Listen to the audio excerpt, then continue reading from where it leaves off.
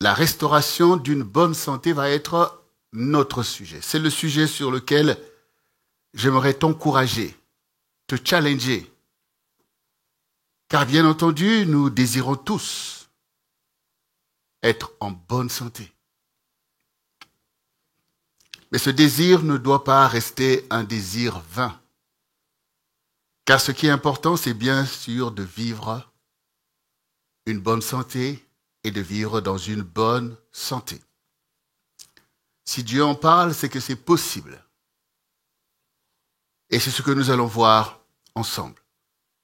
Que donc le Seigneur vous bénisse là où vous vous trouvez et que vous soyez en position de recevoir cette parole. Et j'aimerais donc nous introduire par cette parole qui est contenue dans Jean 3, le chapitre 1, et nous allons lire notamment le verset 2 que nous connaissons ici au CRC. Donc c'est l'apôtre Jean qui parle à son ami, à son frère Gaius. Lisons-le. Bien-aimé, je souhaite que tu prospères à tous égards et sois en bonne santé, comme prospère l'état de ton âme. Ce sujet, nous l'avons déjà soulevé dans cette année de la grande restauration. Bien sûr, nous savons que c'est un sujet global, la restauration. Et le Seigneur, pour pouvoir accentuer notre focus sur ce thème, a ajouté la grande restauration. Autrement dit, c'est une restauration qui va toucher tous les domaines de notre propre existence, mais aussi de notre vie tout autour de nous, et même de notre société jusqu'à notre génération. Nous savons de quoi nous parlons au centre du réveil chrétien. Mais c'est aussi l'œuvre du Seigneur. Comme nous allons le voir, le Seigneur est venu pour accomplir cette grande restauration au milieu de l'humanité qui était perdue, qui était en proie à l'emprise de Satan, qui est une emprise de destruction, comme nous le voyons souvent et que nous allons le voir encore. Mais ici, le désir du Seigneur, la volonté de Dieu, l'engagement de Dieu à ton égard, c'est effectivement pour te faire prospérer ton âme, afin que tu sois en bonne santé, en capacité de pouvoir jouir des grâces et de la bénédiction de Dieu et accomplir tes vocations. C'est l'œuvre pour laquelle le Seigneur Jésus est venu sur la terre et il nous donne des clés que cette conquête est à notre disposition. Être en bonne santé comme prospère l'état de ton âme nous montre déjà que l'âme est la racine, effectivement, de notre bonne santé, aussi bien physiologique que spirituelle et émotionnelle. Donc nous allons joindre à cette volonté de Dieu notre propre aspiration à être en bonne santé. Et il est toujours bien de pouvoir resituer la parole de Dieu qui nous encourage à cela. En effet, le Seigneur dit dans sa parole, il envoya sa parole et les guérit.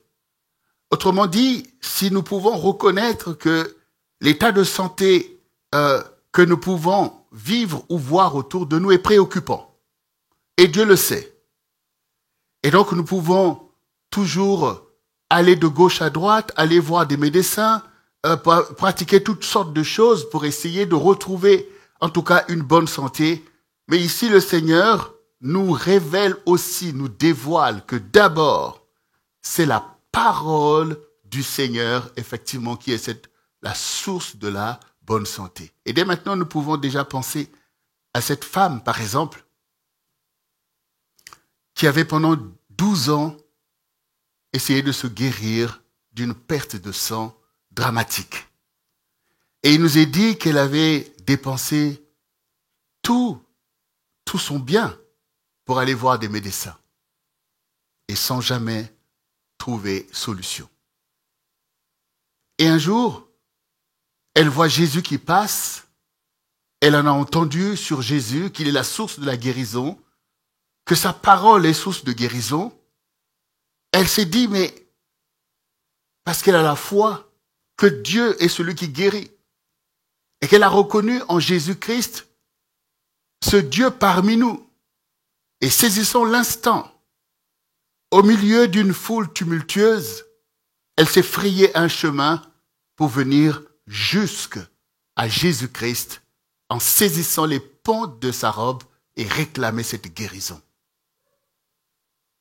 À l'instant, le Seigneur s'arrête et dit, « Qui m'a touché ?» Alors, ses propres disciples sont étonnés. Il dit, « Mais maître, tu es au milieu de toute cette foule, tout le monde te touche et tu demandes qui t'a touché. Nous-mêmes, on est là, on essaye de tout faire, on te touche et tu demandes qui m'a touché. » Le Seigneur dit, « Oui, quelqu'un m'a touché parce que une force est sortie de moi. » Et donc, finalement, cette femme, se sentant dévoilée par cette parole du Seigneur, a effectivement dit, c'est moi, et détaillé en fait pourquoi elle avait fait. Donc là, nous voyons qu'effectivement, en ayant touché Jésus, une force est sortie de lui et a apporté la guérison. Et nous savons c'est quoi cette force, cette onction qui guérit. Et cette femme a été guérie de ce mal qui rangeait sa vie et qui conduisait sa vie à la perte. Et là, nous pouvons nous-mêmes aussi tirer avantage pour nous mobiliser au quotidien, à focaliser sur le Seigneur. Comme le Seigneur l'a encouragé, ta foi t'a sauvé. Nous devons avoir une foi pour, là aussi, nous-mêmes, être sauvés de toutes ces situations, de toutes ces maladies, de toutes ces précarités, pour saisir, nous aussi, cette force qui sort de Dieu pour apporter cette guérison. Et c'est pour ça que le Seigneur Jésus l'affirme clairement dans le livre de Jean 10 que nous lisons souvent à partir du verset 9 où il dit « Je suis la porte. Si quelqu'un entre par moi, il sera sauvé. Il entrera et il sortira.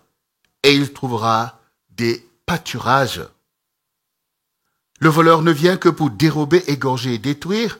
Moi, je suis venu afin que les brebis aient la vie et qu'elles soient dans l'abondance. Ici, nous voyons que il y a une porte pour avoir accès aux choses. Et le fait que le Seigneur dise ici qu'il sera sauvé, bien sûr, pour beaucoup, nous pouvons nous dire, oui, il sauve nos âmes après la mort.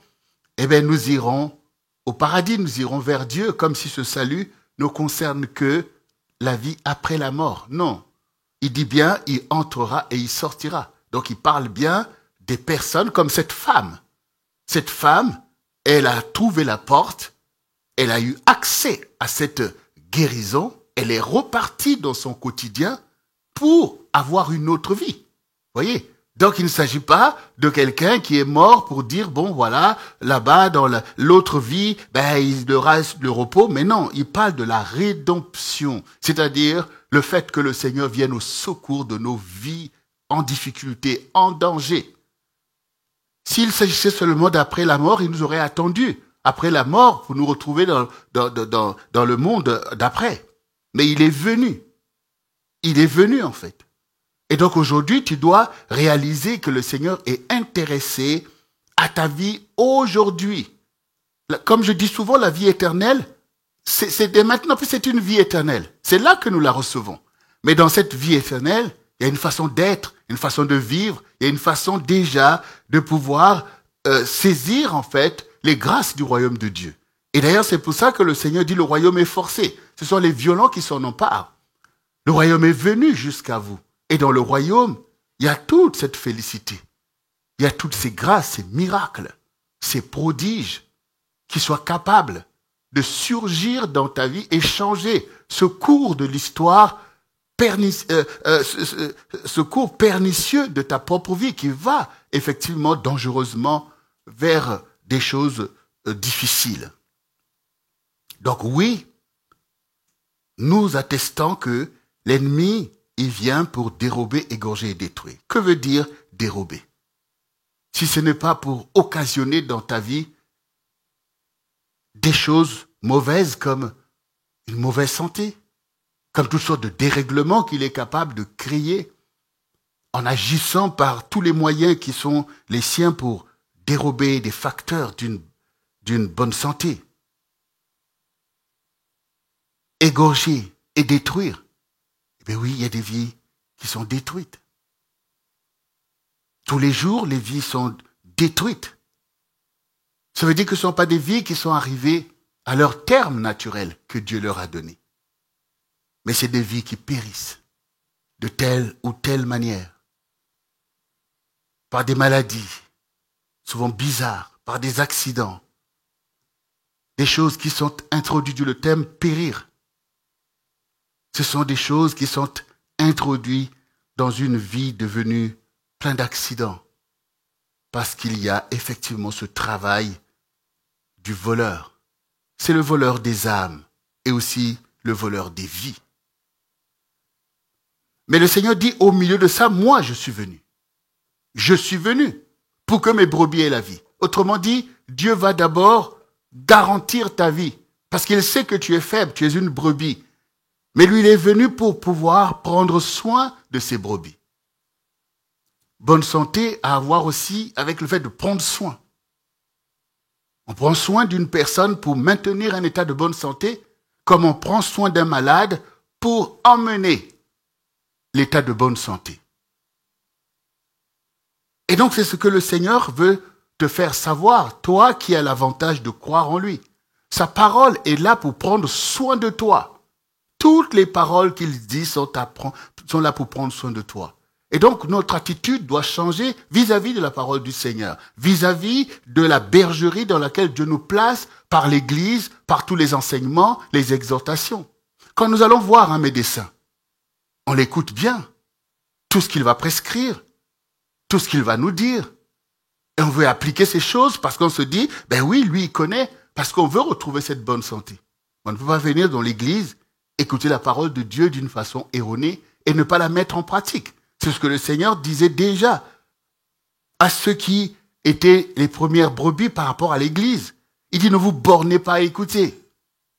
Car celui qui entend mes paroles et ne les met pas en pratique est comme une maison bâtie sur le sable. Quand la pluie va arriver, quand les intempéries vont venir, cette maison sera ravagée. Et donc toi aussi, tu peux te retrouver dans cet état chaotique parce que tu n'appliques pas en fait la parole qui t'est donnée par la façon dont tu vois ces paroles. Et aussi parce que tu écoutes aussi d'autres paroles qui ne sont pas les paroles du Seigneur et donc tu retombes dans ce qu'on a entendu tout à l'heure. Le voleur ne vient que pour dérober, égorger, détruire. Lui, il va te dire des paroles de séduction, de manipulation, mais qui sont la destruction. Oui. Donc il faut réaliser que ce n'est pas les paroles du monde que je dois écouter, ce n'est pas les paroles de l'esprit du monde, ce n'est pas les paroles de ce monde de péché que je dois écouter. Mais ce sont des paroles de celui qui est le médecin des médecins, le Seigneur des seigneurs, qui lui peut me garantir une bonne santé en me donnant des enseignements, des exhortations et même des commandements. De la même manière que les parents dans leur maison, surtout quand les enfants sont en bas âge, on leur donne des commandements parce que leur vie, leur santé peut être affectée dangereusement en un instant par des comportements dangereux. Donc on leur dit surtout ne fais pas telle chose. C'est ce que Dieu dit aussi. Quand il dit ne fais pas telle chose, c'est pour te garantir déjà un bon état de santé aussi bien spirituelle que morale, que physique. Parce que le diable te dit, oui, tu peux faire ceci, tu peux faire telle chose. On l'a vu déjà avec Ève. Non, vous ne mourrez pas. Et on voit au bout, c'est la mort. Donc il y a déjà une attitude qui doit s'opérer en toi de prendre au sérieux toutes les paroles que Dieu t'adresse. Lui qui t'a formé et qui connaît toutes choses est bien placé pour te dire, ne fais pas ça, mais fais ça. Quand il le dit, il n'est pas là pour te flatter. Qu'est-ce que tu peux faire pour lui? Lui n'a pas besoin de toi, mais toi, tu as besoin de lui. Mais à cause parfois de la chair qui est déjà contaminée par des convoitises, la parole de Dieu peut te paraître quelque chose qui te gêne. Mais bien entendu, pour ta santé, il y a des choses qui vont te gêner. Quand tu vas voir un médecin, quand tu te prescris toutes ces choses que tu dois prendre, ou des médicaments amers, ou des traitements compliqués, tu les prends parce que tu sais que même si ça me dérange, Ce n'est que comme ça que je vais m'en sortir. Donc il faut faire attention à certains qui viennent toujours avec des paroles flatteuses pour te faire croire que ça c'est bien pour toi. Et penser que la chair est le baromètre de ta bonne santé, c'est faux. Parce que par les tendances de la chair, tu peux même aller boire du poison, aller prendre de la drogue et trouver que c'est bien. Donc c'est pas la chair qui va t'aider en fait dans cette restauration de ta bonne santé. Mon peuple périt faute de connaissances. Et donc c'est l'esprit qui va t'aider. C'est l'esprit qui va révéler la nature des choses, la racine des choses. Et ça, c'est la parole de Dieu. Donc je t'encourage à savoir qu'il y a pour toi une source de guérison qui est la parole de Dieu, qu'à partir de maintenant tu vas prendre au sérieux en sachant que cette parole est aussi bien la source de ta guérison, la guérison de ton âme, le salut de ton âme, mais aussi la source de ta bonne santé physiologique, ta bonne santé sociale et aussi ta bonne santé émotionnelle. C'est comme ça que tu dois voir la parole de Dieu. Et tout à l'heure, je nous parle de la rédemption de nos vies. Jésus est venu pour la rédemption de nos vies. C'est-à-dire que nous le voyons même. Du temps de Jésus, on voit l'état du peuple de Dieu. Nous nous souvenons que ce peuple qui était esclave en Égypte, cela représente en fait le royaume du monde. Malgré toute la puissance qui peut être accumulée, malgré toutes les grâces, les bénédictions, mais on voit bien par l'instigation de Satan les rapports de force, de destruction. On voit bien comment les gens peuvent se retrouver sous des oppressions terribles. Et donc la volonté de l'homme de dominer sur l'autre, et là tout un peuple a été assujetti à l'esclavage. Alors que quand on regarde cette histoire, on voit bien que cette famille est arrivée en Égypte après notamment l'épopée de l'histoire de Joseph en Égypte, qui est devenu le gouverneur de l'Égypte et qui a aidé l'Égypte à traverser des temps difficiles. Et donc, par reconnaissance pour cela, Pharaon, qui s'était favorablement tourné vers lui, a accepté l'avènement de sa famille en Égypte. Mais des temps plus tard, tout cela a été renversé pour que ce peuple ait subi un esclavage de plus de 400 ans. Et au milieu de tout ça, qu'est-ce que Dieu fait? Là aussi, il envoie sa parole au travers de Moïse. Donc, il faut pouvoir croire à cette parole pour se dire, mais voici les rapports de force. Voici Pharaon. J'ai fui devant Pharaon. Et maintenant, je vois ce buisson. J'entends cette voix qui me dit que je dois repartir en Égypte pour sortir ce peuple. Alors que je suis là, je n'ai rien. Comment est-ce que c'est possible? Comment c'est possible? De quelque chose de spirituel, c'est-à-dire une parole qui impacte ta foi, une conviction ferme, et aller affronter les chars, les armes et l'autorité du prince de l'Égypte. Et pourtant, il a fait. Et pourtant, ce peuple est bien sorti de cette situation qui avait duré plus de 400 ans. Et pourtant, l'histoire de ce peuple est devenue la lumière du monde. Et ce salut est arrivé jusqu'à nous. Et donc quand Jésus, après que ce peuple ait pu ainsi sortir de la maison de la servitude pour conquérir le beau pays de Canaan et vouloir par la loi de Dieu instaurer un peuple et une vie à la gloire de Dieu, on voit bien qu'avec le temps, par l'intrusion, les manigances de l'ennemi, et aussi l'inconstance de l'être humain lui-même, on retrouve à nouveau une précarité criarde au milieu du peuple de Dieu, dont beaucoup étaient misérables quand Jésus est arrivé. Les élites étaient corrompues. Alors on voit bien toutes ces situations, ces histoires qui nous sont racontées, des gens qui étaient dans des vies compliquées que Jésus a guéries. Cette personne, devant l'étang de Bethsaïda, 38 ans, au bord de cet étang pour attendre que l'eau soit remuée par un ange et se jeter, et il est dans l'impossibilité de le faire, parce qu'il est grabataire et que personne ne peut le faire pour lui. Quand Jésus arrive, il dit, veux-tu être guéri? Mais oui, Seigneur, mais je n'ai personne pour me jeter. Quand l'étang est remué, il y a quelqu'un qui rentre avant moi. Veux-tu être guéri? Alors Jésus leur donne, prends ton lit et rentre chez toi. La parole, la présence de Dieu. Et cette personne a cru. Et la personne, donc, s'est levée. Donc on voit bien, effectivement, le désir du Seigneur de venir à notre secours, de nous apporter une rédemption, c'est-à-dire une restauration de notre vie pour atteindre des objectifs pour lesquels Dieu nous a tissés dans le sein de notre mère pour qu'on vienne dans ce monde. Dieu a formé la terre et ses productions. Et toutes ces productions sont là pour nourrir notre vie. Elles sont là pour nous conduire à la prospérité dont nous avons vu ici. Que tu prospères et que tu sois en bonne santé, comme prospère l'état de ton âme. Dieu a créé tout cet environnement. Et nous le voyons déjà dans le jardin d'Éden où l'homme n'était pas en situation ni d'être malade, ni d'être en échec, ni d'être en difficulté.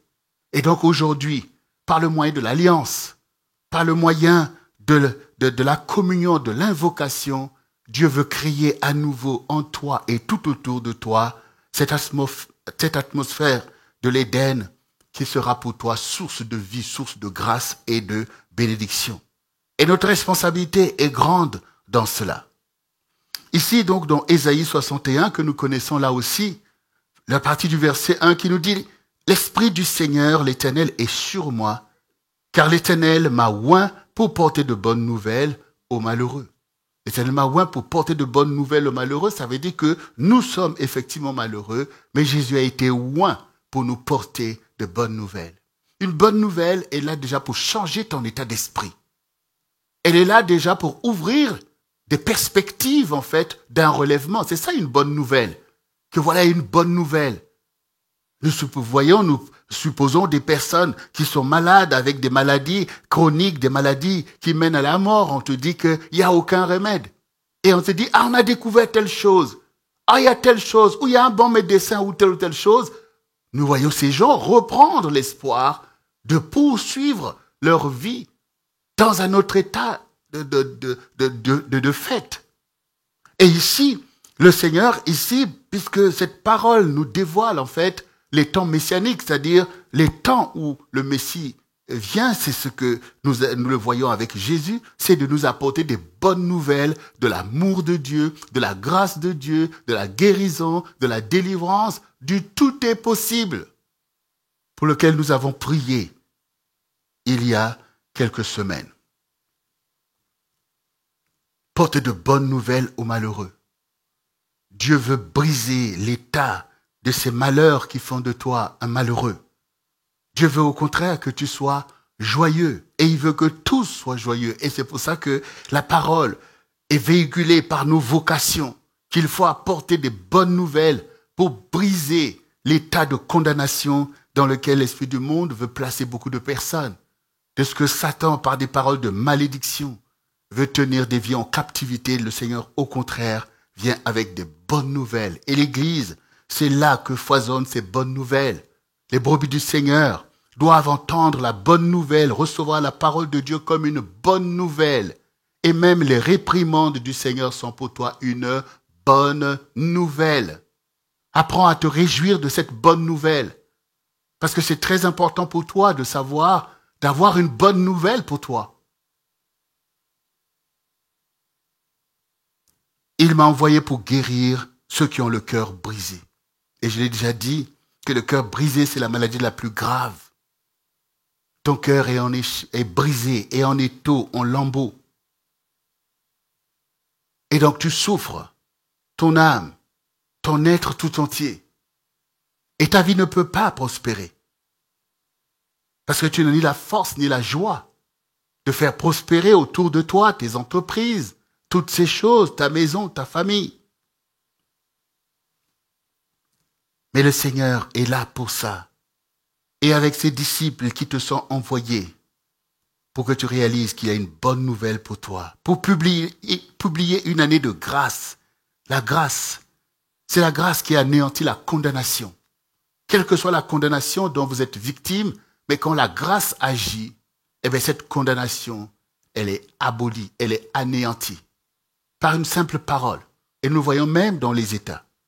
Quand vous êtes condamné, parfois même à perpétuité, ben ceux qui ont l'autorité de faire grâce, comme par exemple le président de la République, la Constitution lui donne la possibilité de gracier quelqu'un. Et donc quand il va dire une parole, malgré tout le jugement ou même les faits qui ont été constatés, eh bien cette parole fait autorité. Dieu fait ces choses plus que les rois de ce monde. Parce qu'il a compassion de toi. Et il te fait grâce. Et tu ferais bien d'entendre cette parole et d'y croire de tout ton cœur, comme cette femme qui avait la paix de sang, comme cet homme qui avait fait 38 ans au bord de l'étang à Bethsaïda. Une année de grâce, un jour de vengeance de notre Dieu. Et la vengeance de notre Dieu, c'est notre restauration, c'est notre victoire, parce qu'il voit tout ce que Satan fait contre toi. Il voit tout ce que les gens font contre toi. Et sa vengeance, c'est la restauration de ta vie, pour consoler tous les affligés. L'Esprit du Seigneur a été envoyé pour nous consoler. Et cette consolation, c'est la prise en compte des choses dont nous souffrons. Dès le sein maternel, dès ta prime jeunesse, tu as été pris en étau au milieu de toutes ces souffrances. Tout à l'heure, nous avons parlé des 400 ans d'esclavage pour les enfants d'Israël. Ben oui, tu nais, dans le sein de ta mère, tu es déjà esclave, tu nais esclave, tu grandis, beaucoup de générations sont mortes dans cet état pendant 400 ans. Vous imaginez combien de générations? Mais aujourd'hui, ce n'est pas seulement l'histoire des enfants d'Israël, c'est aussi nos propres histoires. Vous voyez, c'est aussi nos propres histoires. L'esclavage qui a fait rage dans ces contrées, dans la France, aux États-Unis, aux Antilles, partout. Là aussi, ce sont ces mêmes réalités. Et le Seigneur vient ici pour consoler. Et cette consolation, aujourd'hui, chacun a toujours besoin de la recevoir parce que des fois, ton esprit, ton âme est dans un état que tu ne peux pas comprendre en fait. Et une racine à ces choses qui peuvent faire que ces liens portent encore leur poids. Et donc c'est en acceptant la consolation de Dieu, ce que Dieu dit, le plan de Dieu, que toi-même aussi tu vas commencer à puiser à cette source de liberté. Parce qu'il y a des colères qui perdurent, qui te dépassent. Mais aujourd'hui, comprends que le Seigneur a dit quand le consolateur viendra. Donc le Saint-Esprit a été envoyé pour consoler. De la même manière que Jésus, avec ses propres disciples, qu'ils étaient consolés par la présence du Seigneur, de voir la bonté de Dieu, de voir la puissance de Dieu, eh bien le Saint-Esprit a été envoyé aussi pour nous consoler, nous les disciples de génération en génération, afin que nous voyions que Dieu est pour nous, que nous voyions que Dieu est bon pour nous et que tout est possible. Et donc nous n'allons plus regarder en arrière, mais nous allons regarder au contraire devant nous, où Dieu ouvre un chemin de vie. Et nous pouvons aussi penser à cette femme Ruth, qui effectivement faisait partie de Moab, un peuple qui n'avait pas droit de citer dans la présence de Dieu, et qui donc avait épousé le fils de Naomi, et ce dernier est mort. Et quand Naomi maintenant veut rentrer dans sa patrie, il dit à Ruth et à Orpa, retournez vers votre peuple et vers vos dieux. Et ce qui pour Ruth représentait encore comme une condamnation supplémentaire. Parce que maintenant, j'ai connu le vrai Dieu. Malgré que ce qui est arrivé le trépas de son mari, mais je ne peux pas retourner vers ces faux dieux. Alors il dit, là où tu iras, j'irai. Ton Dieu sera mon Dieu. Là où tu mourras, je mourrai. Et donc cette personne a bien compris que malgré toutes les situations, malgré le passé, malgré les malédictions qui pouvaient reposer sur elle en tant que Moabite, mais par la foi, par la connaissance, par le choix, par l'engagement, il y avait un chemin où tout devient possible en allant vers ce Dieu-là. Et c'est ce qui s'est passé. Et nous savons comment elle s'est assurée une grande destinée pour elle-même et pour sa progéniture, jusqu'à devenir un ancêtre de Jésus-Christ. Donc c'est devant en fait, ce n'est pas derrière. Nous ne savons pas ce qu'il en est devenu de Orpa. Donc toi aussi, fais attention, parce qu'on voit bien aujourd'hui, avec toutes les idéologies aussi bien religieuses que culturelles, qui veulent ramener certains en arrière, pour repartir vers leur Dieu, comme Orpa. Mais c'est de Ruth qu'il faut se réclamer. Que non, nous avons connu celui qui est Dieu. Elle aussi était une étrangère à cette foi-là, comme toi aussi. Elle n'a pas voulu repartir vers les choses d'avant. Donc toi aussi, fais très attention. Il faut accepter la consolation de Dieu au travers du Saint-Esprit qui te console des choses passées pour te dire que Dieu t'aime et il a pour toi un avenir et de l'espérance. Que toi aussi tu peux t'attendre aux grandes choses et que Dieu aussi est là pour faire des miracles dans ta vie. Le miracle de la guérison, le miracle de la délivrance, le miracle de la vie en abondance. C'est pour toi. Ça fait partie de ton alliance avec le Seigneur. Donc c'est à toi d'être attentif pour te revêtir cette restauration.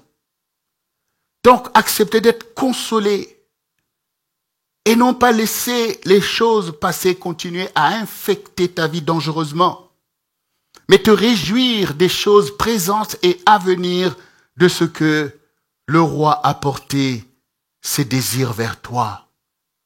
Qu'un saint a été crucifié à ta place pour que toi tu jouisses des bontés de la maison de Dieu. Très important, car si le peuple périt faute de connaissance, c'est que le peuple vivra par la connaissance. Et la connaissance, c'est la connaissance de la vérité. C'est la connaissance de la parole de Dieu qui te sort. Pour accorder aux affligés de Sion, pour leur donner un diadème au lieu de la cendre.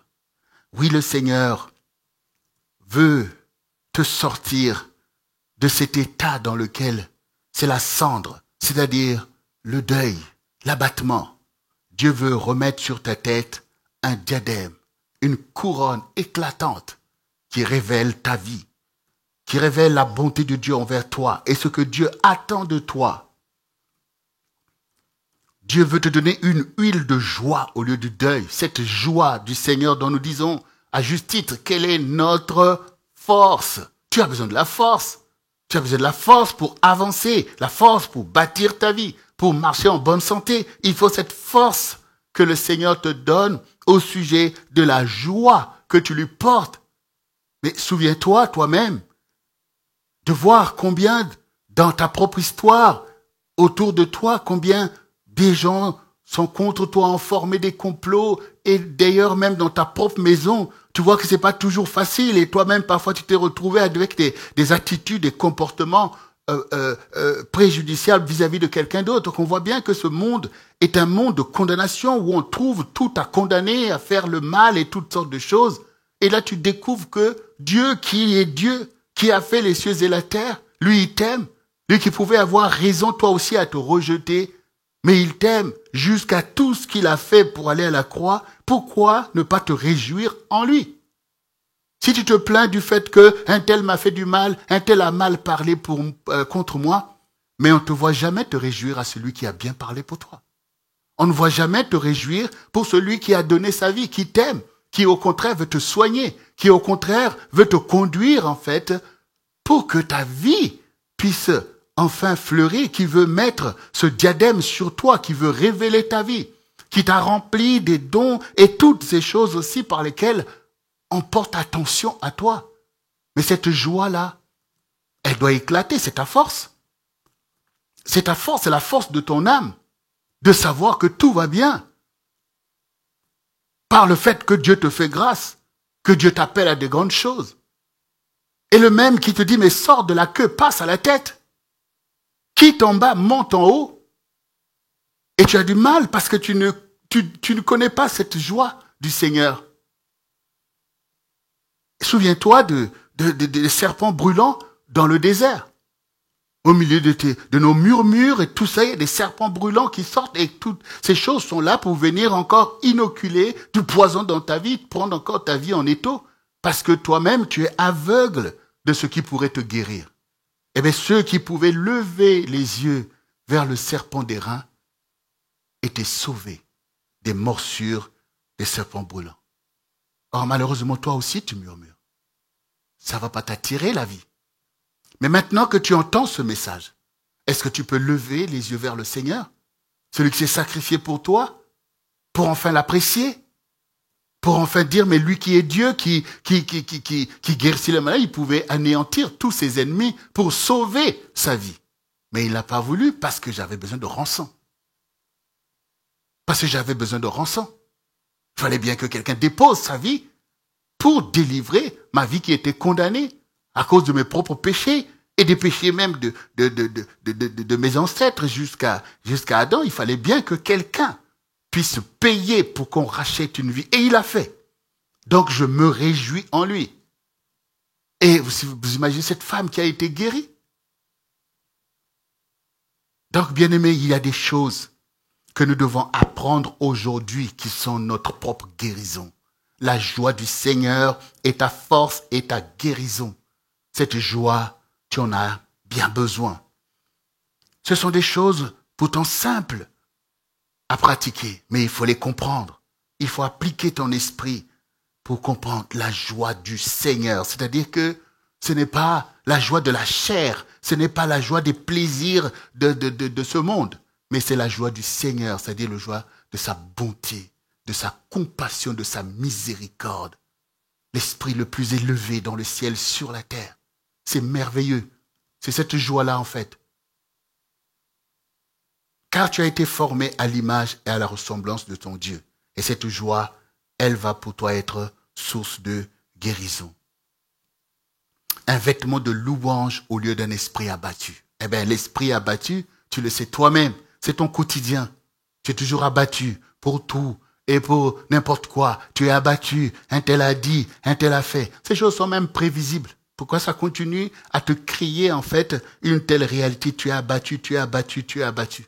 Mais quand tu acceptes ainsi d'être abattu pour tout, c'est ta vie qui est abattue, en fait. C'est ta vie qui est abattue. Donc il faut aussi prendre de la hauteur. Et savoir déjà d'avance, parce que le peuple vit par la connaissance. Par la connaissance, nous savons que telle chose va arriver. Nous voyons le monde dans lequel nous sommes. On entend tout le monde fait des vœux pour être mieux, pour changer, pour être en paix. Mais nous savons par la vérité que malheureusement, le danger est là et sera là. Par le fait que l'ennemi continue à travailler et que les hommes n'acceptent pas d'être délivrés de ses œuvres. Ils n'acceptent pas d'être émancipés. Ils n'acceptent pas de croire dans ce qui est bien. Comme on disait, ennemis des gens de bien, en fait. Quand on voit tout ce que Jésus est venu nous enseigner pour notre guérison, et qu'on voit aujourd'hui comment on peut mépriser cette parole pour aller vers quoi? Des idéologies trompeuses qui ne mènent que tout simplement à ce qu'on voit aujourd'hui. Oui. Le Seigneur dit, vous n'écoutez pas. J'ai appelé, pourquoi personne n'a répondu? Et donc on voit que par cet endurcissement du cœur, et aussi tout simplement par la jouissance du péché, donc ces calamités seront toujours là. Et je rappelle souvent que, regardez, il y a quelques décennies, dans des contrées comme ici en Europe, on pouvait se dire que l'histoire de la guerre, c'est derrière nous.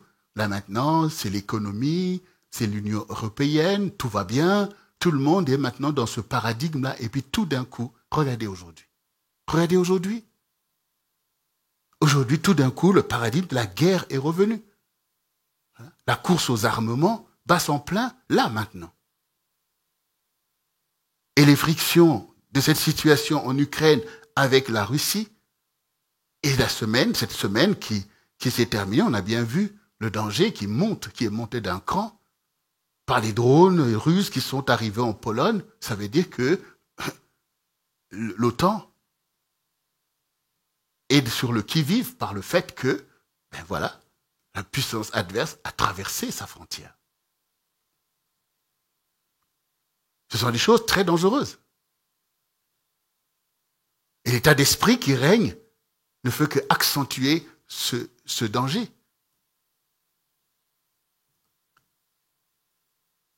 Donc, bien-aimés, toutes ces choses vont emmener un état, comme tout le monde le dit, anxiogène, qui n'est pas propice, effectivement, à la bonne santé dont on parle pour beaucoup. Mais toi, le Seigneur veut te revêtir d'un vêtement de louange au lieu d'un esprit abattu. Parce qu'on voit bien que toutes ces nouvelles auxquelles les gens sont connectés, pendant qu'on est là, Dieu envoie une telle parole pour pouvoir guérir les âmes. Ben, par la grâce de Dieu, toi tu es là, tu écoutes. Et on espère que beaucoup vont écouter. Parce qu'au quotidien, qu'est-ce qu'on écoute? Ce sont des choses, en fait, qui emmènent cet abattement, qui emmènent cette crise. Et qu'est-ce qui en découle de tout ça? Est-ce que c'est la bonne santé? Ben non. Mais toi, revêt-toi du vêtement de louange. Toi, tu as total praise. Toi, tu as la louange. Nous sommes au CRC. Le Seigneur dit, le peuple que je me suis formé publiera mes louanges. Et cette louange, nous avons besoin de nous revêtir de cette louange, mais aussi de la publier à notre génération. Notre Dieu ne désire pas la mort de notre génération. Mais nous devons être zélés. Comme Jésus est venu, nous aussi nous marchons.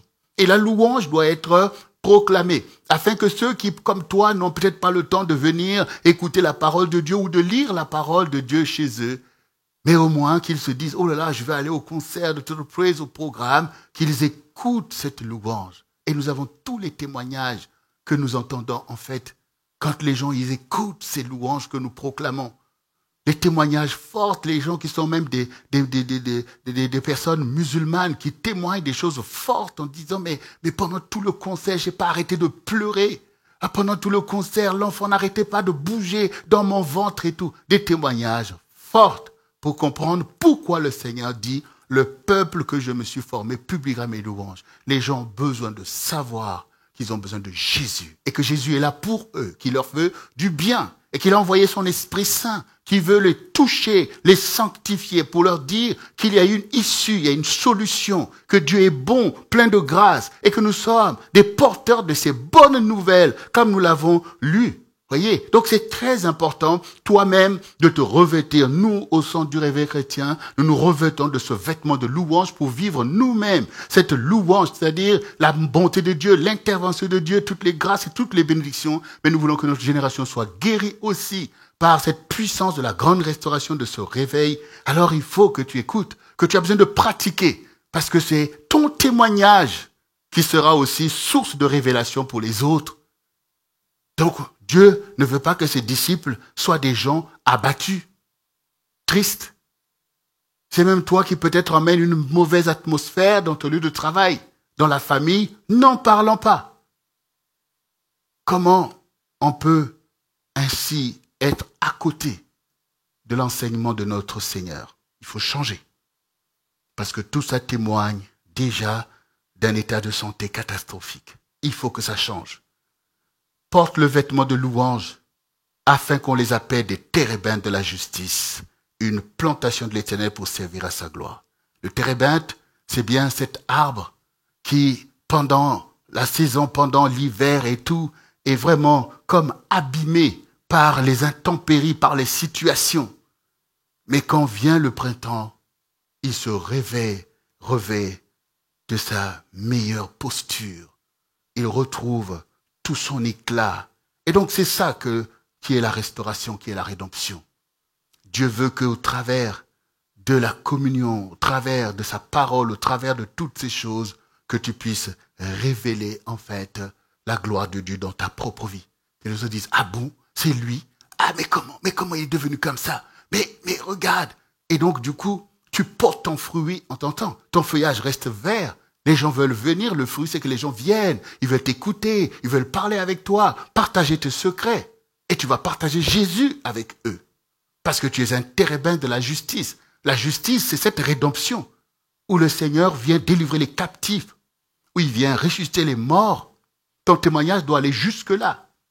C'est jusque-là. Donc au quotidien, il y a des choses à pratiquer conformes à l'enseignement pour conquérir en fait cette bonne santé, cette vie en abondance dont parle le Seigneur. C'est nous les disciples qui devons mettre en pratique ces choses et révéler leur véracité. Et il dit, ils rebâtiront sur d'anciennes ruines, ils relèveront d'antiques décombres, renouvelleront les villes ravagées, dévastées depuis longtemps. On voit bien, voyez, la restauration intérieure de notre âme, de notre esprit, la bonne santé de notre propre vie et la révélation autour de nous par notre témoignage et donc la vie qui revient. Parce que rebâtir des villes, tout ça, c'est la vie des gens.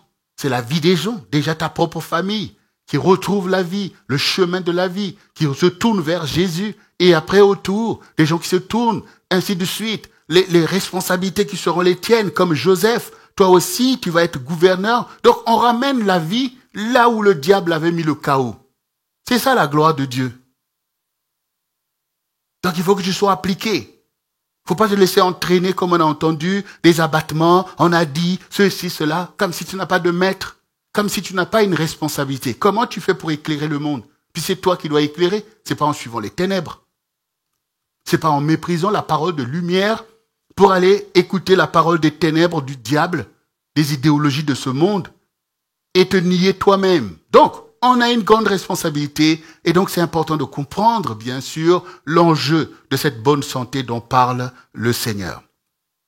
Et puisque nous avons compris que nous sommes en bonne santé comme prospère l'état de notre âme, donc nous avons compris que notre bonne santé physique dépend d'abord de notre bonne santé spirituelle.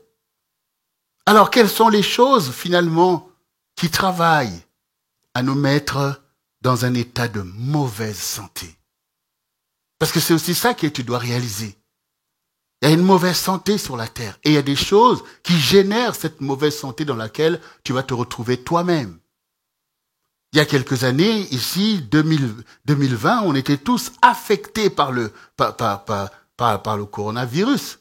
Et beaucoup de gens sont morts pour ça. Donc on voit bien qu'il y a des facteurs qui agissent déjà, qui peuvent agir pour pouvoir détériorer la santé. Là, c'est un virus, quelque chose qu'on ne voit même pas, mais qui a ainsi emmené la vie de beaucoup de personnes à la mort.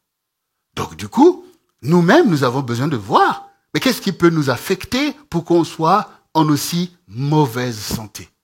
Quels sont les facteurs? S'il y a des médecins, c'est bien parce qu'ils apprennent la science qui leur permet de découvrir ces choses.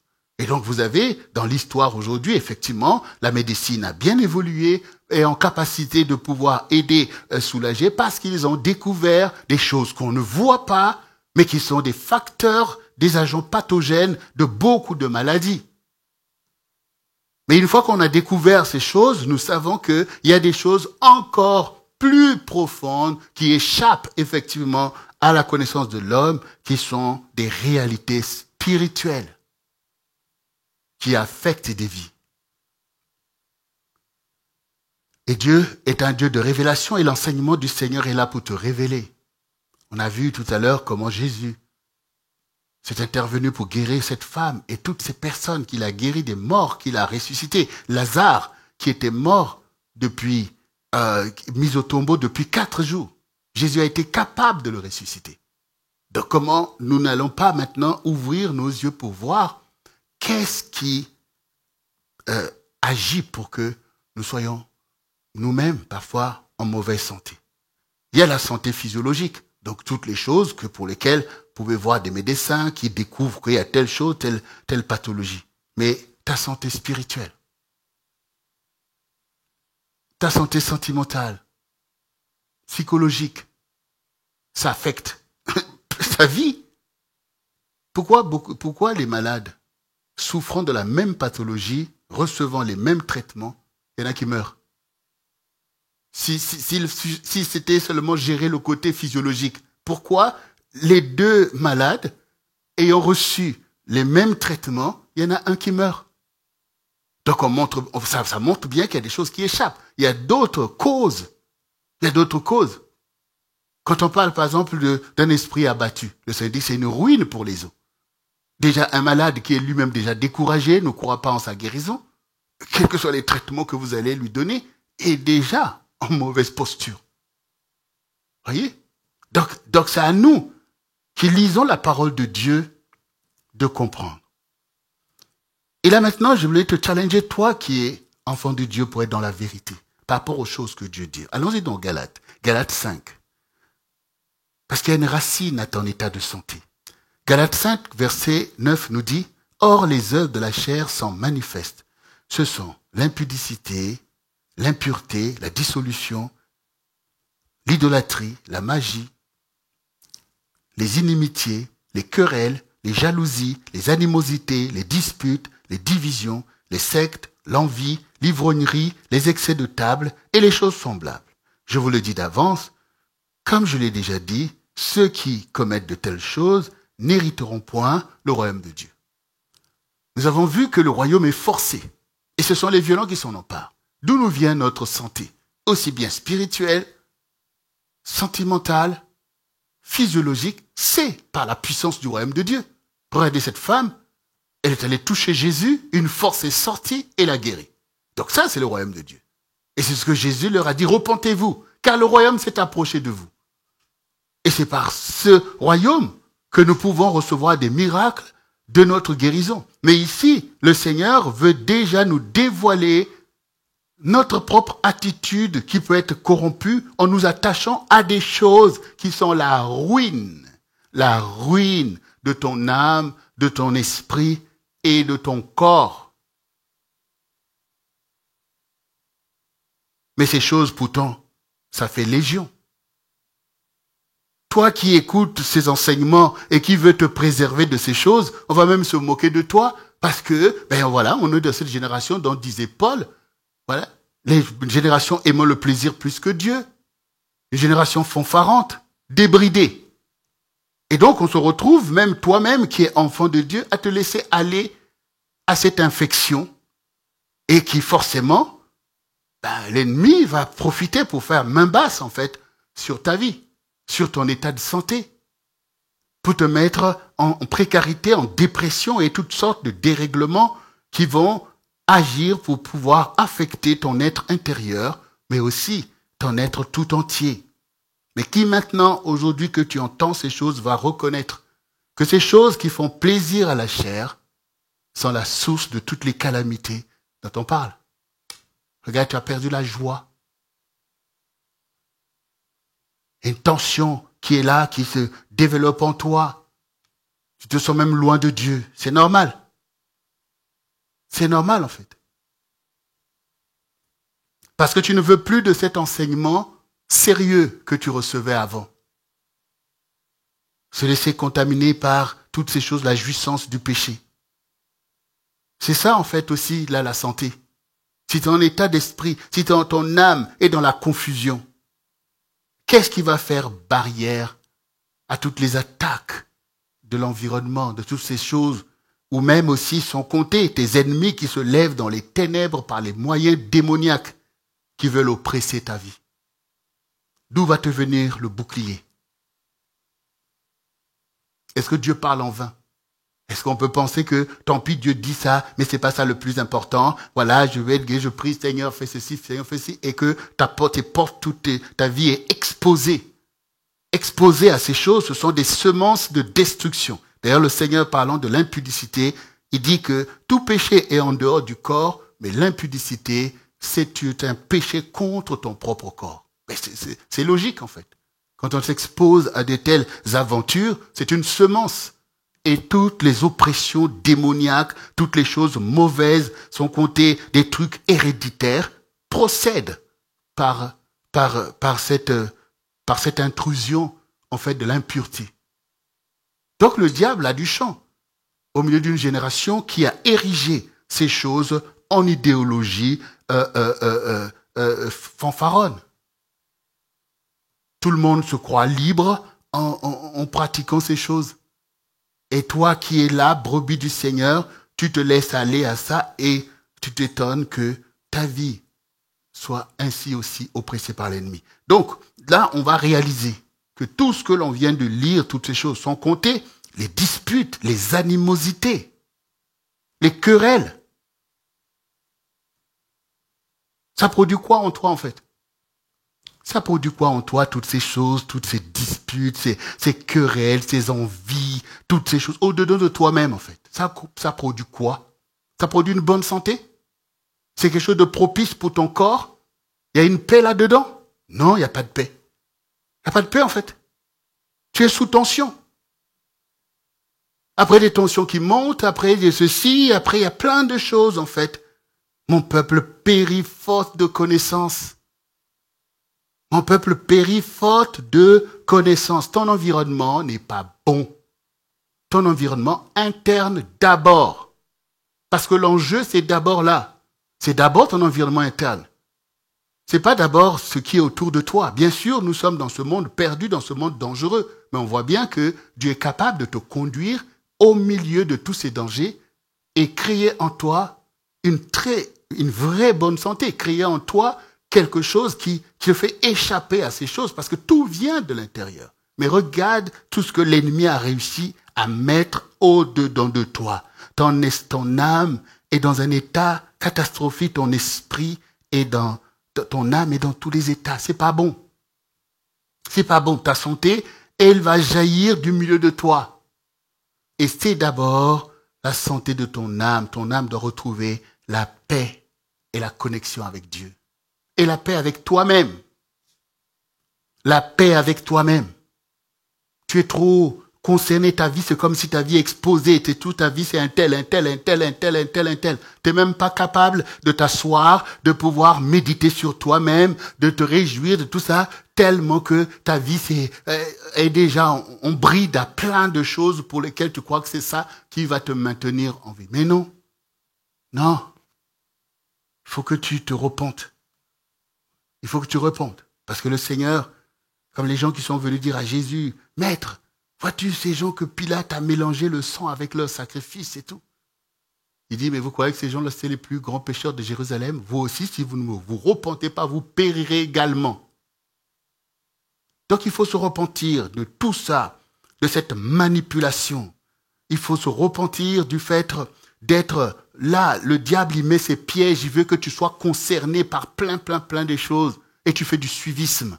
Là, ceci, un tel a dit, des murmures, un tel a dit, un tel a fait, un tel. Et puis bon, dans les réseaux sociaux, effectivement, allez, il y a eu ceci, il y a eu cela, il y a eu... Mais est-ce que ces choses-là, avec lesquelles tu te connectes, ça te rapporte quoi au-dedans de toi? Ça rapporte quoi? Ça met dans quel état, en fait, tu es? Quel est ton état au-dedans de toi, en fait? Donc on voit bien que il faut que quelque chose se passe. Il faut que tu puisses te sanctifier, te purifier et réaliser que ton trésor, il est au-dedans de toi. Et que si tu comprends véritablement ce que tu es en train d'entendre, tu seras étonné de voir que j'ai été guéri de ça, guéri de ça, guéri de ça, par la source et la racine qui est au-dedans de toi pour puiser dans le royaume de Dieu, ce qui sera ta guérison. Donc, on n'est pas là pour nous laisser entraîner par le diable dans ses excès, dans ses impuretés, dans ces choses qui sont des portes ouvertes à l'oppression, à toutes les choses du diable. C'est lui qui a emmené ces choses sur la terre. Et ici, voici le Seigneur qui, au contraire, nous détourne en fait de cette vie du monde et de péché. Il dit, voici le fruit de l'esprit. Mais le fruit de l'esprit, c'est l'amour, c'est la joie, c'est la paix, c'est la patience, la bonté, la bénignité, la fidélité, la douceur, la tempérance. La loi n'est pas contre ces choses. Ceux qui sont à Jésus-Christ ont crucifié la chair avec ses passions et ses désirs. Si nous vivons par l'esprit, marchons aussi selon l'esprit. Donc, c'est l'esprit, comme je l'ai dit, c'est l'esprit qui est la source de guérison. C'est l'esprit qui nous guide, qui guide notre corps pour atteindre ces bénédictions. Donc, ça veut dire quoi? Ça veut dire que pour que tu sois en bonne santé, il faut que l'amour soit trouvé au milieu de toi. L'amour de Dieu doit t'habiter. Mais l'amour n'est pas une pensée. C'est pas un sentiment. C'est un état de fait. Tu te tiens dans l'amour. C'est pas à toi de méditer le mal à longueur de journée. C'est pas à toi d'haïr les gens. Tu crois que haïr quelqu'un, c'est facile? Porter une haine, c'est ta guérison? c'est bien pour toi. Mais ça va peut-être te réjouir ton cœur, ta chair corrompue, parce que le fait que oui, ça lui apprendra. Vous voyez, ce genre de trucs, en fait, qui sont une vraie dérive. Mais l'amour, non seulement va te bénir, mais va créer un environnement béni autour de toi, puisque les gens vont le voir. Les gens vont le voir. Oui. Autrefois, tu étais entouré par des gens comme toi-même qui aiment médire, qui aiment vous penser des mauvaises choses sur les gens. Alors, tout le monde est là, content de cette infection. Mais quand maintenant, toi, tu as compris que tout ça, c'est l'œuvre du diable, parce que c'est lui qui porte la haine. Tout ça, la Bible dit, ayez en vous les sentiments qui étaient en Jésus-Christ. Mais pourquoi aller porter les sentiments du diable, l'accusateur, toutes ces choses, alors que tu es un enfant de Dieu enseigné? Il faut se réveiller. Tu as besoin de cet amour de Dieu pour toi-même, aimer. Parce que quand tu aimes les gens, forcément, tu es en paix vis-à-vis de ces personnes. Mais quand tu les aimes pas, tu es préoccupé.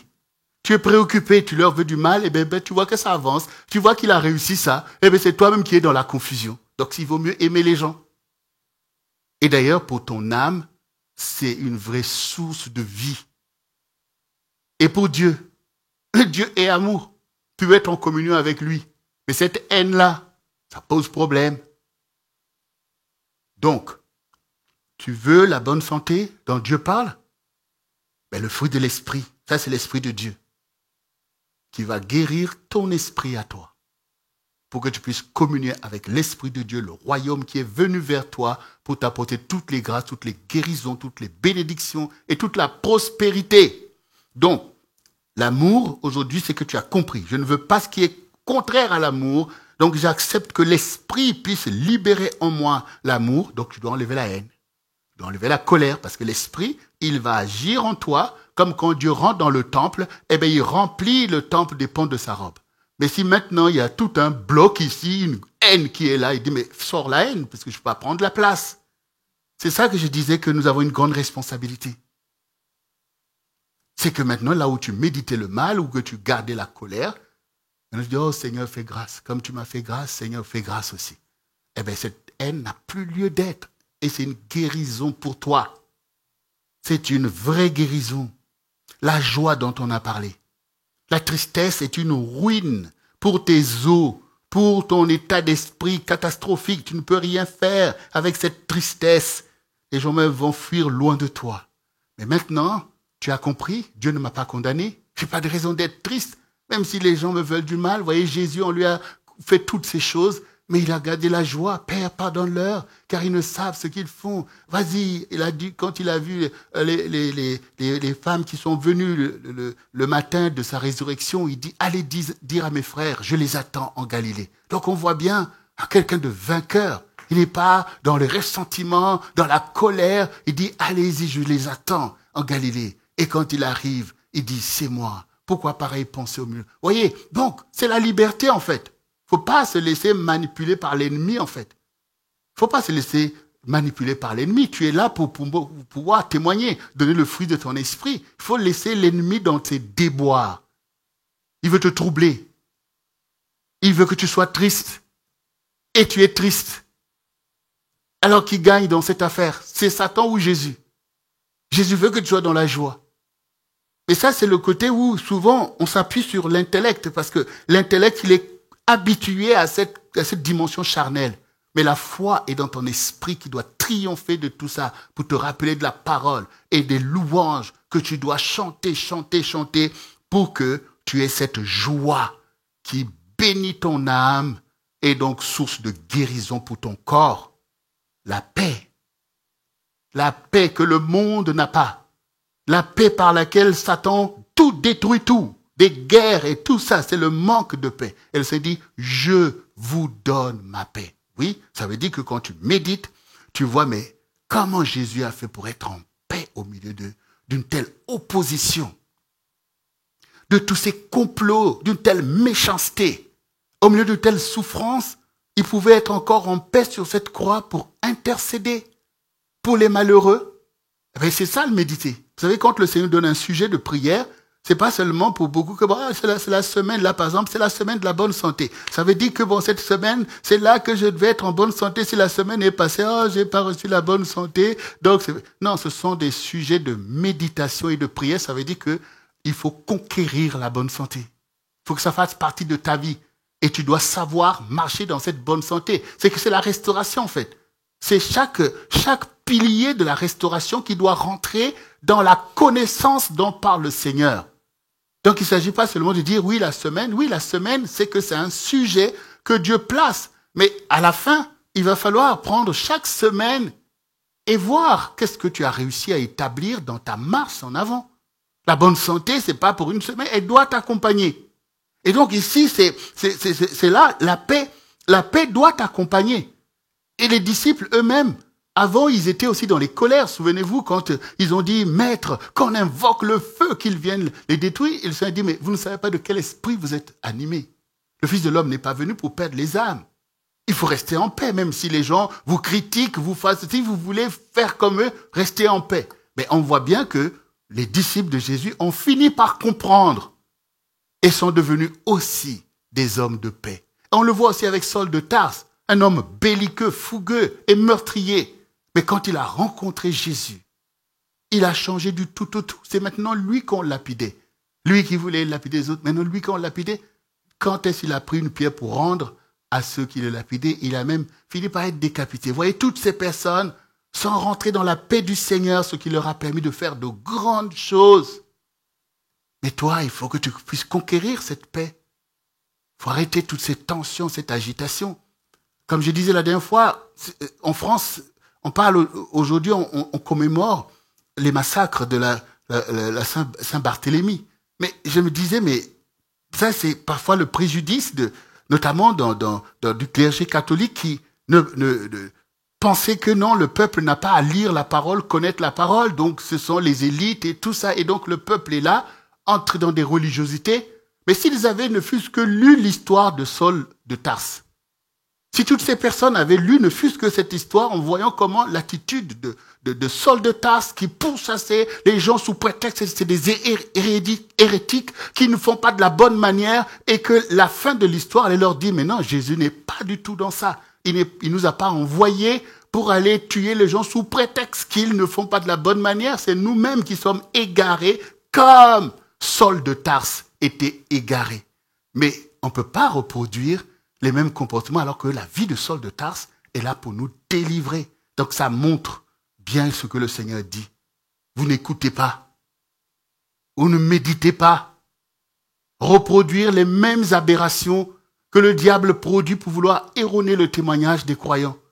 Aller massacrer tout ça de personnes. Alors qu'ils avaient raison de se détourner des aberrations catholiques qui avaient entraîné en fait la foi dans des égarements terribles. Mais tous ces pièges-là, ils sont toujours là. Le diable, c'est un esprit religieux. Voilà. Donc il faut faire attention en fait. Il faut appliquer l'enseignement. Là, le Seigneur veut que nous soyons en bonne santé. Si tu ne comprends pas les aspects sur lesquels je suis en train d'insister, la paix, c'est à toi de la comprendre et de l'établir dans ton mode de fonctionnement. Quand le diable veut t'emmener dans des querelles, des tensions, tu n'y vas pas. Ce sujet, on va l'aborder dans la paix. Parce que toutes ces tensions-là, ça ne permet même pas de comprendre de quoi on parle. Donc toi, tu vas dire, et si c'est pour les disputes, on en parlera quand vous allez vous calmer. Et puis toi aussi, allez, c'est parti. Et de ça, l'ennemi est content. Parce qu'il a réussi, en fait, à faire une brèche pour venir, en fait, dérégler ta santé. Et là, là, je suis en train de parler des choses qui mènent à la mort. Qui mènent à la mort. Le manque de paix, ça mène à la mort. Des tensions terribles. Ton système sanitaire est oppressé au-dedans de toi. Ça mène à la mort, en fait. Il y a beaucoup de gens qui meurent tout simplement par des tensions qui n'en finissent pas. Des tensions dans la famille, des tensions dans le couple. La colère est montée, l'oppression est devenue terrible. Tu ne peux pas dormir. Comment tu vas être en bonne santé, en fait? Ça va générer tout type de maladies. Mais est-ce qu'aujourd'hui, là, maintenant, tu vas comprendre que Dieu me veut en bonne santé et que je vais arrêter, en fait, ce suivisme Je ne laisse pas le diable venir me piéger ou mettre les pots de banane par des débats inutiles. Et ce n'est pas à moi parce que quelque chose me dérange, je ne suis pas Dieu. Quand quelque chose ne tourne pas comme je veux, alors je me mets en tension. Ça va changer quoi? Tu te détruis toi-même. Et même Dieu va te résister. Parce que tout ça, c'est la volonté de puissance. Ce sont des impuretés. Ce que Dieu te donne, c'est d'être la lumière. La lumière brille. C'est tout. Celui qui veut faire bon usage, la lumière fait bon usage. Toi aussi, Dieu te dit de briller. Que les gens le reçoivent. Merci. S'ils ne le reçoivent pas aussi, reste toi-même. Il faut que la paix vienne comme le médicament qui te guérit. La patience. La patience. Quand on est impatient, on se détruit. Parce que tu n'es pas le maître des temps et des circonstances. Donc comme si la chose ne se fait pas, allez pour toi, tu machines. L'agitation des pensées, cette oppression, agit contre toi-même. Ça agit contre toi-même. C'est Dieu qui est le maître des temps et des circonstances. La chose que tu fais réussira autant que Dieu a fixé. Entre-temps, tu persévères. Et quand on ne persévère pas, on détruit tout. Dans sa propre vie, dans sa propre maison, dans tout ce qu'on fait, parce qu'on est impatient. Eh bien, le diable va t'emmener des raisonnements. Ouais, c'est les autres, ils ne comprennent pas. Ils font pas ceci, cela. Est-ce que toi, tu comprends? Est-ce que tu comprends que c'est pas toi le maître des temps et des circonstances? Voilà. Le Seigneur lui-même peut te placer dans une situation. Il crée l'adversité. Mais au milieu de ça, qu'est-ce que tu fais? Tu fais comme Job. Tu loues le Seigneur. Tu gardes l'espoir. Tu fais comme Jérémie. Voici ce que je vais repasser dans mon esprit, c'est que les bontés de Dieu ne sont pas à leur terme. Vous voyez, des choses, parce qu'on est tous sous l'autorité, la volonté de Dieu. Et parfois même, nos ennemis sont montés pour vouloir nous détruire. Dieu ne permettra pas que tu sois détruit, mais il permettra que tu passes pendant ces temps difficiles pour témoigner. C'est comme Joseph. C'est bien de dire Joseph, Joseph, mais est-ce que tu médites l'exemple de Joseph pour te l'appliquer à toi-même? Que pendant des temps défavorables, je garde la foi et je continue à bien faire parce que même les méchants eux-mêmes, ils finissent par voir au jour où ça sera chaud pour eux, ils vont dire, ah lui, il peut nous aider. Vous voyez? Donc, l'impatience dans tout. L'impatience, on est dans une génération que le diable manipule par l'impatience. On veut rien supporter, on veut rien attendre. Tout le monde veut du fast-food, ça doit aller vite. C'est pour ça que ce monde, il est en perdition. La bonté, c'est le contraire de la méchanceté. Plein de méchanceté. Tout ça, c'est calamiteux dans ta vie. Médite un peu. Médite un peu. La méchanceté dans la famille dans laquelle toi-même tu te retrouves. Et toi-même tu veux développer ces choses. Toi, tu as gagné quoi de cette méchanceté? Tu en as souffert toi-même. Et tu veux maintenant que cette méchanceté soit dans ta vie aussi? Alors que Dieu demande l'amour. La bonté. Vous voyez, c'est ça la guérison. Ta guérison, le médicament que tu vas prendre, c'est la bonté. Tu vas mettre la bonté dans ta vie. Tu vas parler avec bonté. Tu vas agir avec bonté. Et tout cela d'abord avec les gens qui t'entourent. Ton épouse, ton mari, tes enfants. Et les bien-aimés dans l'église. La bonté dans ton lieu de travail. Dans ton lieu de travail. C'est toi-même qui veux faire la terreur avec tes collègues de travail. Alors que si tu es là pour pouvoir effectivement témoigner du Seigneur. Regardez comme le Seigneur est bon. Mais regarde comme le Seigneur est bon. Cette bonté va te guérir en fait. Te délivrer des liens ancestraux. Te délivrer de beaucoup de choses, des maladies héréditaires, toutes ces choses qui sont attachées à la méchanceté familiale que tu veux développer pour envoyer à la nouvelle génération.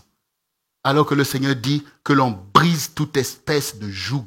La méchanceté est un vrai joug que le diable emmène. Regardez cette génération même des Juifs qui ont ainsi maltraité le Seigneur. Et ce n'était pas là un peuple qui devait être bon? Mais nous, c'est toi aussi, tu es chrétien, pourtant, tu trouves que cette méchanceté que tu dégages, c'est normal. C'est normal, ils ne comprennent pas, j'en ai marre, c'est cela et tout. Mais c'est le diable, en fait. Il est bien content. Comment on peut avoir pour Seigneur Jésus et développer de tels caractères. Et croire on sera en bonne santé. Tu ne seras pas en bonne santé. Mais aujourd'hui que tu entends la parole du Seigneur, que tu n'endurcis pas ton cœur, eh bien tu as trouvé le chemin de la restauration de ta santé. La bonne santé, c'est la bénédiction de Dieu pour toi. Parce qu'aujourd'hui, tu as compris que je veux sortir du piège, de l'oppression de l'ennemi, pour entrer dans le fruit de l'esprit qui est la source de vie que Jésus a emmené pour moi. Je veux sortir de cette ignorance. Je veux être maintenant dans la bénignité, la fidélité, la douceur. La douceur, voici ce que l'âme veut. La douceur. Il y a des personnes, quand tu vois même, tu sens que la personne est pompée, la personne elle-même. La douceur. La douceur. Non seulement comment tu parles, tu agis, mais toi-même, sois toi-même dans la douceur. Toi-même. Toi-même. Sois dans la douceur. Sois dans la douceur. Sois dans la douceur. Avec toi-même, sois dans la douceur. Il y a ça, c'est pas encore ça, mais ça va aller. Ça va aller. On le fait bien. Sois dans la douceur. Ah, la douceur va tout changer. Ton âme a besoin de se réjouir. Ne mets pas ton âme sous cette pression de l'enfer ou je ne sais pas. Non. La douceur, la bonté de Dieu. Dieu fera grâce. Comme on a chanté tout à l'heure, He will answer. Dieu, il a promis quand tu appelleras, il agira. L'Esprit de Dieu est un esprit qui maîtrise la situation. Il n'y a pas de panique. Il ne faut pas que Satan soit celui qui crée ta météo, te menace.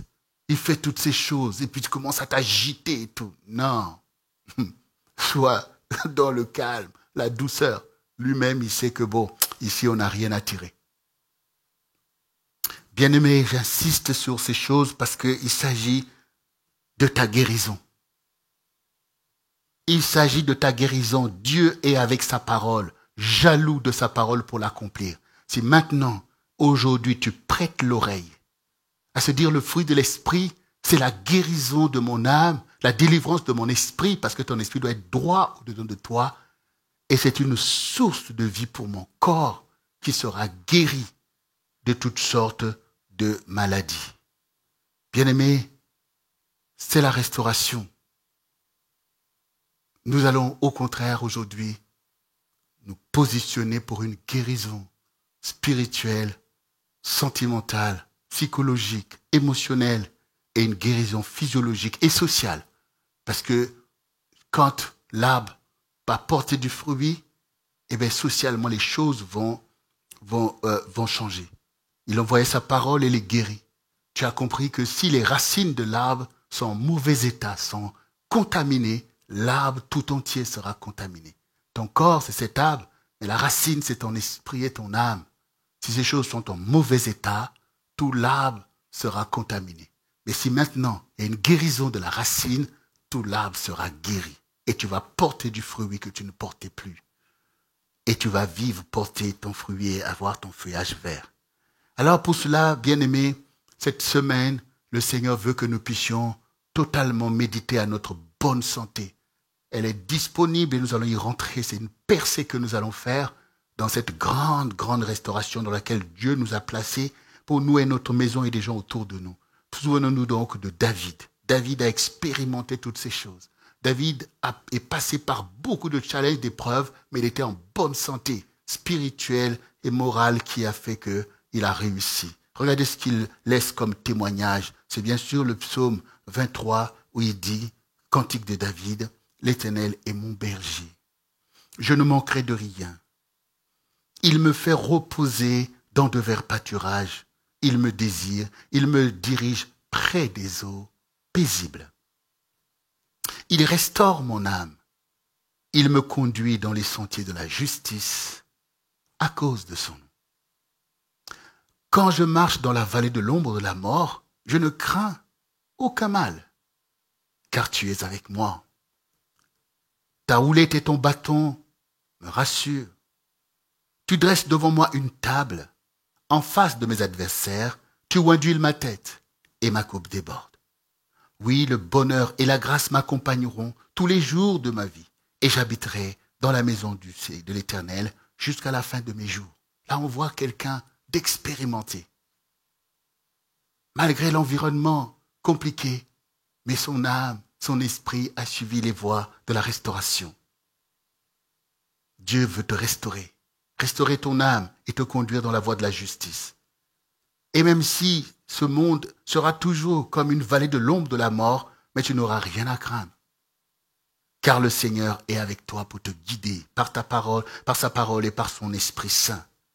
Sa houlette et son bâton te rassurent. Vous voyez, la houlette, c'est quand on dit pas là-bas, c'est par là. Et le bâton, c'est pour pouvoir te corriger quand tu prends des positions qui sont dramatiques pour ta propre vie. C'est ce que Dieu fait et c'est ce que les parents font aussi pour guider leurs enfants. Et le Seigneur, pour te guérir, il dresse une table devant toi en face de tes ennemis qui en veulent à ta vie.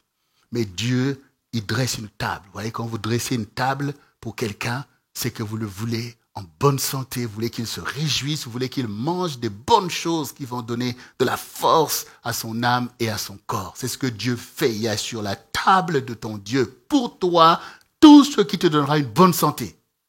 Tout ce qui va te revivifier, tout ce qui va permettre que tu puisses avancer dans la grâce. Oui, le bonheur et la grâce m'accompagneront. Oui, c'est ça que le Seigneur veut faire tous les jours de ma vie. C'est-à-dire qu'à partir d'aujourd'hui, tu vas proclamer ces paroles en sachant que tu as reçu la connaissance pour marcher dans cette bonne santé tous les jours de ta vie. La grâce va t'accompagner pour te délivrer parce que tu vas la mettre en application et tous les jours de ta vie, tu connaîtras le salut de ton Dieu, la guérison. Et tu peux ajouter à ce psaume, bien sûr, le psaume 91.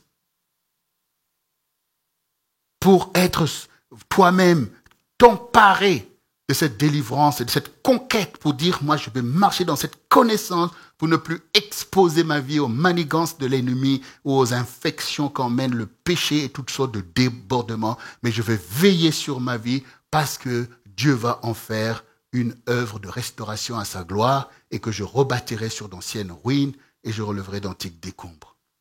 Bien-aimé, pour pouvoir conclure toutes ces choses, comprenons que tu dois, à partir d'aujourd'hui, prendre à cœur ton état de bonne santé.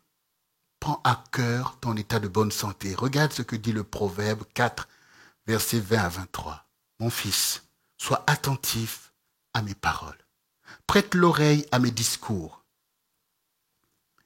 Qu'ils ne s'éloignent pas de tes yeux. Garde-les dans le fond de ton cœur. Car c'est la vie pour ceux qui les trouvent. C'est la santé pour tout leur corps. Garde ton cœur plus que toute autre chose, car c'est de lui que viennent les sources de la vie. Cette parole est claire.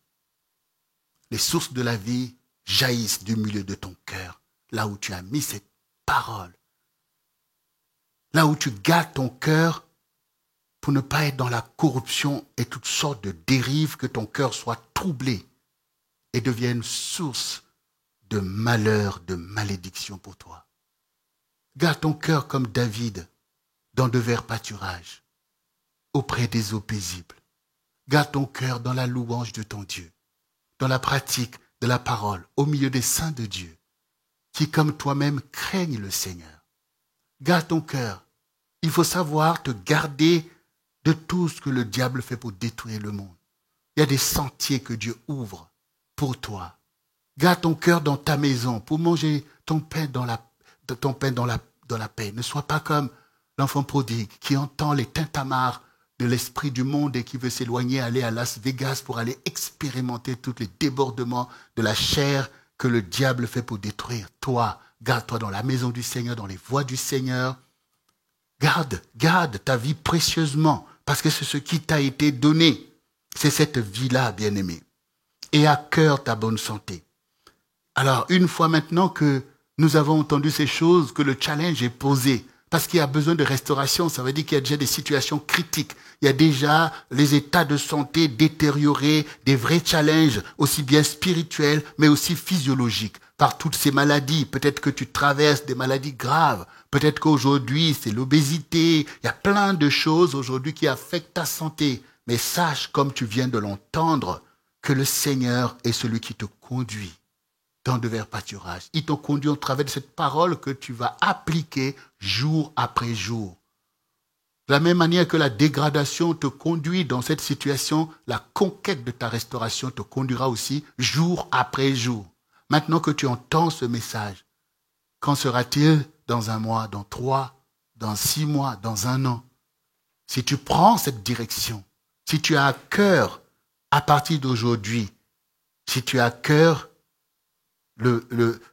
ta santé, pour pouvoir reconquérir la bonne santé, alors oui, Dieu va t'accompagner et tu seras dans la victoire.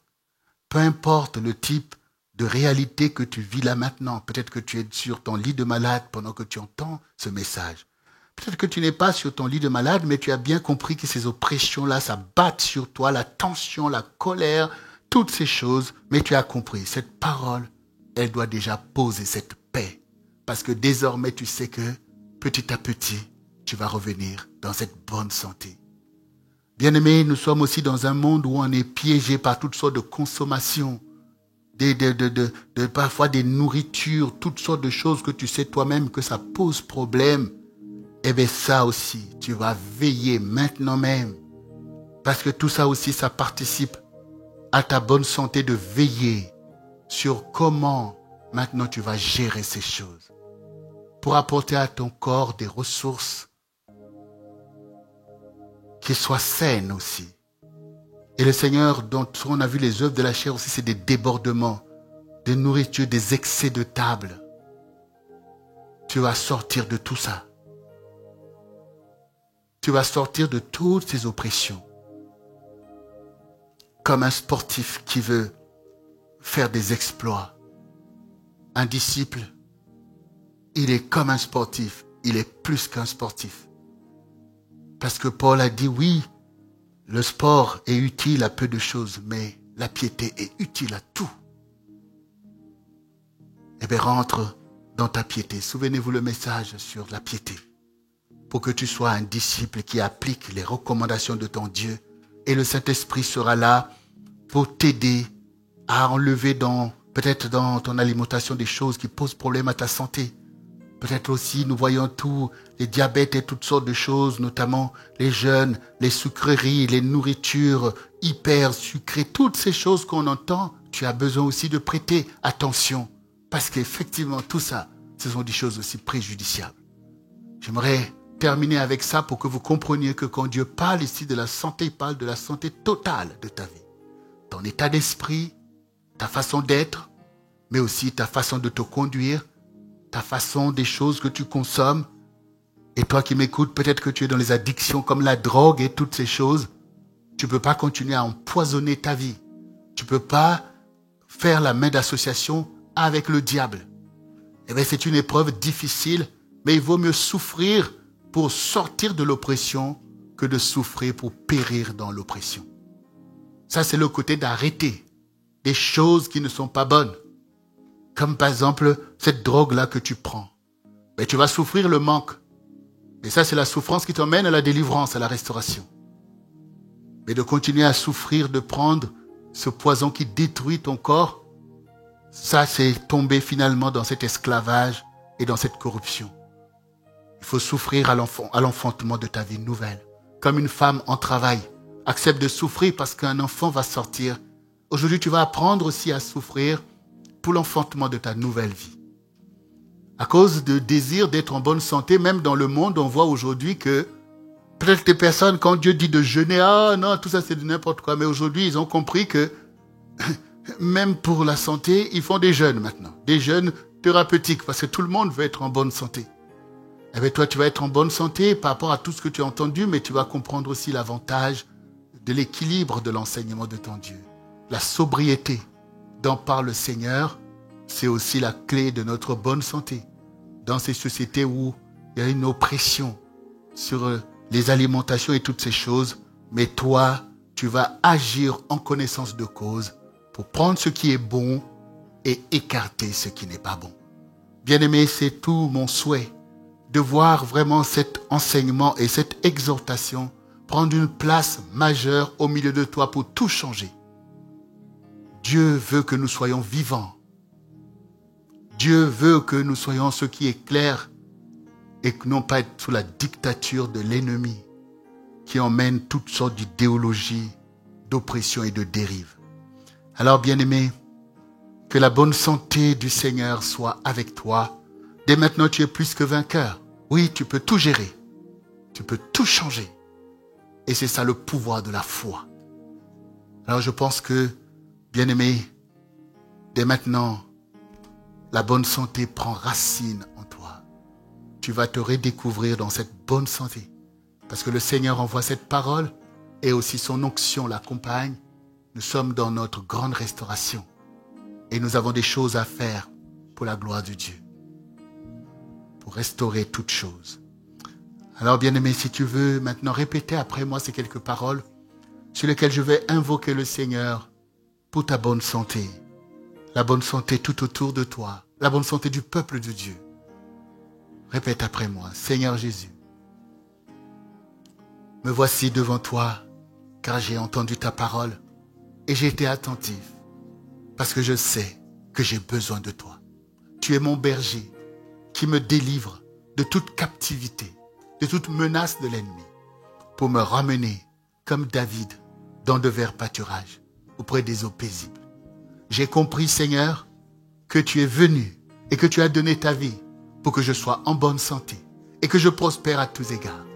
Aujourd'hui, je saisis cette opportunité pour restaurer ma bonne santé.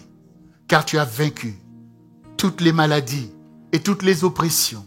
C'est pourquoi aujourd'hui, je secoue maintenant même le joug de la mauvaise pensée, de la mauvaise santé et de l'oppression. Je secoue tout héritage de maladie, d'oppression, de destruction qui est venu dans ma vie. Je les secoue maintenant même et je les foule aux pieds.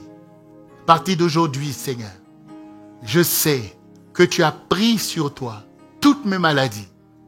Tu as pris toute malédiction et tu m'as donné ta bonne santé.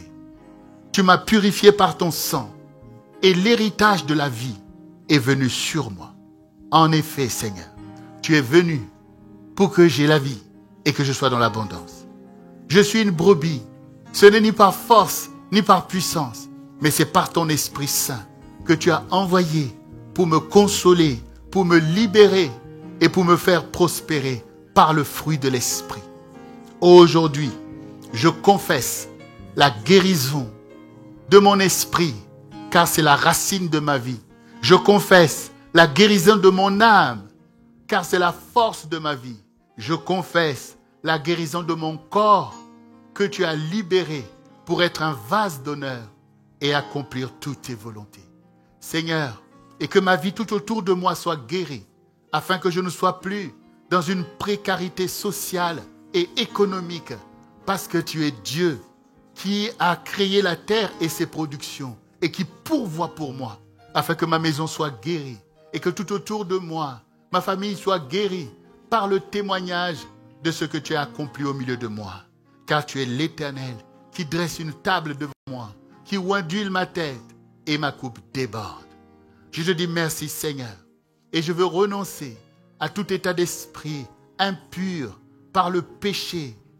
Je renonce à ces choses et j'accepte aujourd'hui de me sanctifier, me mettre à part, veiller sur mon corps, veiller sur mon cœur, afin que les sources de la vie jaillissent en moi jusqu'à l'extérieur.